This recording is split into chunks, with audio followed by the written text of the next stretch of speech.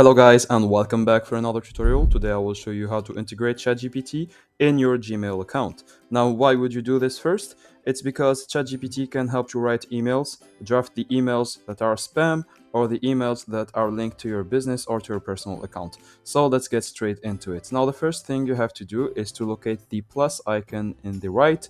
So click on it here. It will add some other modules into your Gmail account. So here in the search for applications, type GPT.